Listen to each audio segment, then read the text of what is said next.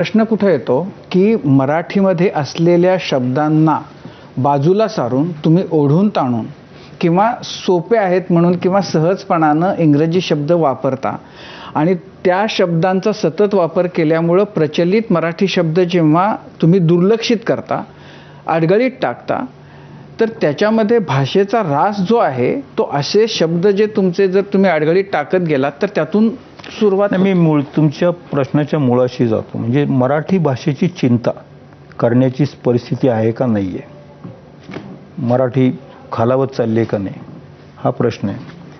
तर जगामध्ये ज्या भाषा आहेत, आत्ता 7,000 मगाशी म्हणाला तुम्ही, युनेस्कोने दिलेला आकडा आहे, त्याच्याविषयी काही म्हणतात 6,000 7,000 ज्या असतील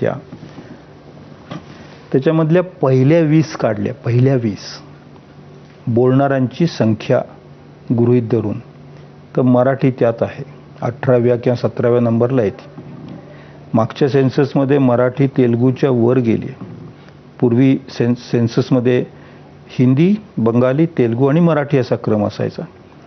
तर तेलुगू बोलणारे बरेच बाहेर गेले आणि जेव्हा जनगणना झाली तेव्हा आंध्र प्रदेशमध्ये बाहेरचे लोक जास्त होते, तेलुगूची संख्या कमी दिसते, मराठीचा नंबर 3ऱ्या गेला. ज्या पहिल्या 20 भाषांच्यामध्ये ज्यांचा इतिहास किमान 1500 वर्ष आहे, किमान अशा भाषा फक्त 7च आहेत, त्यातही मराठी आहे. 7,000 भाषांच्या पैकी पहिल्या 7त जर मराठी असेल तर मराठीला चिंता का असावी?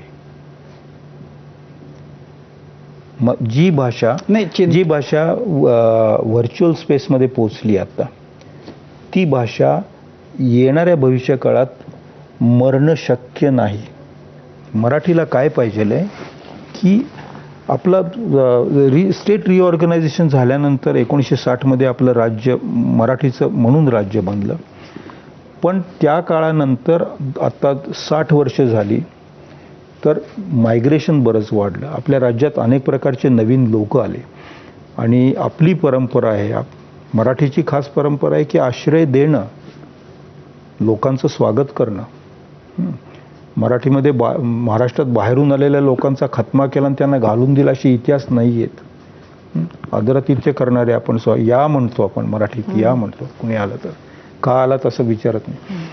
तर या सगळ्या आलेल्यांच्यासाठी मोठ्या शहरांच्या, मुंबईसारख्या शहरांच्यासाठी मल्टीलिंग्वल एज्युकेशन पॉलिसी असावी. काही टायर 2 शहरांसाठी ज्यांची लोकसंख्या 10 लाख किंवा कमी आहे त्यांच्यासाठी त्रिभाषिक किंवा द्विभाषिक भाषा आणि काही ठिकाणी केवळ मराठी शिकवणं. बॉर्डरवरच्या खेड्यांच्यामध्ये मराठीच्या शाळा मराठीमधून चाललेल्या असतील तर मराठी भाषेसाठी जास्त उपयोग पडेल. याच्यावर ना भाषिक अस्मिता गेल्या काही वर्षात जी प्रचंड टोकदार झालेली आहे की तुम्ही या राज्यात राहता म्हणजे ही